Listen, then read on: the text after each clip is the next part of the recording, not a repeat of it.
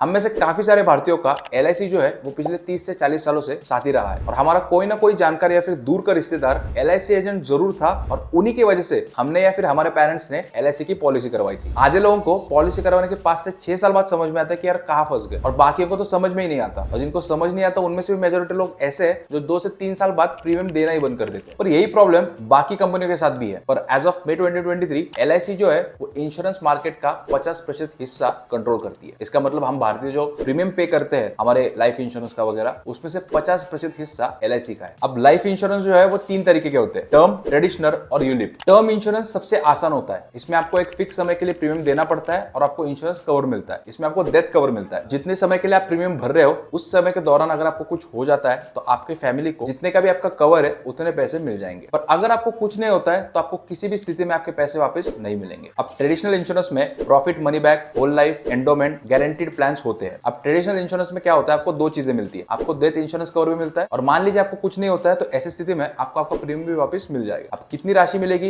इसकी गारंटी आपको दी जाती है। जैसे कि एफडी में फिक्स रिटर्न होता है, कुछ उसी तरीके से। अब सुनने में आपको लग रहा होगा ये तो सबसे बढ़िया है पर ये सबसे घटिया है। अब ऐसा क्यों, ये हमने अपने इंस्टाग्राम चैनल पर पहले ही बताया, तो आप जाके चेक कर सकते हो। अब तीसरे तरीके का इंश्योरेंस होता है यूलिप्स। अब यूलिप्स जो है वो ट्रेडिशनल और टर्म का कॉम्बिनेशन होता है। इसमें आपको डेथ इंश्योरेंस कवर के साथ साथ जो भरा हुआ प्रीमियम है वो भी वापस मिल जाता है। अब इसको आप इंश्योरेंस प्लस इन्वेस्टमेंट स्कीम बोल सकते हो। अब यूलिप में आपका इंश्योरेंस कवर तो फिक्स होता है पर आपके जो रिटर्न्स होते हैं वो फिक्स नहीं होते, वो रिटर्न्स निर्भर करते हैं मार्केट के ऊपर। तो अब आपको समझ आ गया कि कौन कौन से अलग तरीके के इंश्योरेंस होते हैं। पर अगर आप पहले से प्रीमियम भर रहे हो किसी पॉलिसी के लिए और अगर आपको लग रहा है कि इस पॉलिसी के लिए इतना प्रीमियम भरना सही नहीं है और आप उस पॉलिसी को बंद करवाना चाहते हो तो आप क्या करोगे। अब पॉलिसी का प्रीमियम भरते हुए अगर आपको 3 साल से ज्यादा हो चुके हैं तो ऐसी स्थिति में आप पॉलिसी सरेंडर कर सकते हो, यानी कि आप पॉलिसी से एग्जिट कर सकते हो और आपको सरेंडर वैल्यू भी मिल जाएगी। और वो करने से पहले ये देख लेते हैं कि अगर आपने सरेंडर कर दिया तो उसके क्या क्या इंप्लीकेशंस होंगे। अब सबसे पहली बात तो ये होगी कि आपका जो लाइफ इंश्योरेंस कवर है वो खत्म हो जाएगा। उसके बाद जो भी आपको टैक्स बेनिफिट्स मिल रहे थे सेक्शन 80C के अंदर वो आपको वापस करने पड़ेंगे। और यूलिप के केस में अगर आपको 5 साल से ज्यादा नहीं हुए और अगर आप सरेंडर कर रहे हो तो ऐसे में आपको जो भी टैक्स बेनिफिट्स थे वो आपको वापस करने पड़ेंगे। लेकिन ट्रेडिशनल इंश्योरेंस में ये लिमिट सिर्फ 2 साल की है। पॉलिसी सरेंडर करके आपको कितनी राशि मिलेगी ये निर्भर करता है सरेंडर के ऊपर। 2 तरीके के सरेंडर होते हैं, एक होता है गारंटी सरेंडर और दूसरा होता है स्पेशल सरेंडर। और किस टाइप का सरेंडर होगा वो पॉलिसी पर निर्भर करता है। गारंटी सरेंडर में क्या होता है, आपने जितना प्रीमियम दिया होता है उसका 1% आपको मिलता है। अब मान लीजिए 30% आपको मिलने वाला है और आपने 4 साल तक 1-1 लाख रुपए का प्रीमियम भरा है। अब 4 साल तक आपने 1-1 लाख का प्रीमियम भरा है, यानी कि आपने टोटल 4 लाख का प्रीमियम भरा और उसमें से अगर पहले साल का प्रीमियम हटा दे तो बच जाता है 3 लाख रुपए। तो 3 लाख का अगर 30% देखे तो 90,000 आपको इस केस में मिलेंगे। स्पेशल सरेंडर पॉलिसी समझने से पहले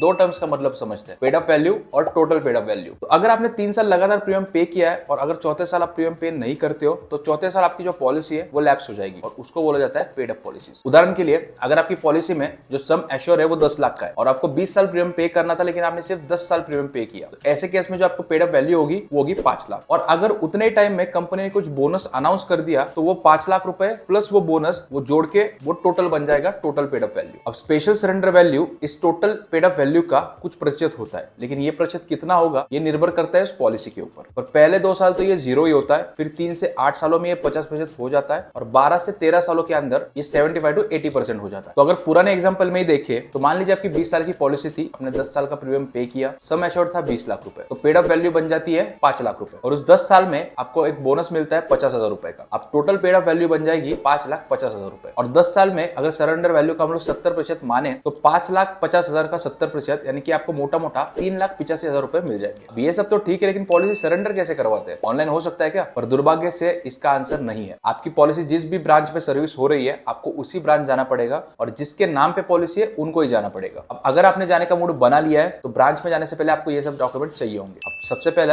एलआईसी के वेबसाइट पे जाके LIC surrender form number 507 download की, फिर उसकी प्रिंट आउट निकालिए, वो लेके आप जा सकते हो। लेकिन जाते समय बैंक का कैंसिल चेक या फिर आपके बैंक पासबुक की फोटोकॉपी लेके जाइए और उसके साथ साथ आपको लगेगा ओरिजिनल आईडी प्रूफ जैसे कि आधार कार्ड, पैन कार्ड या फिर ड्राइविंग लाइसेंस। अब जैसे ये सब लेके जाओगे एलआईसी आपके डॉक्यूमेंट्स को वेरीफाई करेगा और वेरिफिकेशन कंप्लीट होते ही 10 से 15 मिनट के अंदर जो भी सरेंडर वैल्यू थी वो आपके खाते में आ जाएगी। अब इस वीडियो से रिलेटेड कोई भी डाउट हो तो हमें कमेंट्स में जरूर बताइए और अगर चैनल पर नए हो तो वीडियो को लाइक और चैनल को सब्सक्राइब जरूर करिए।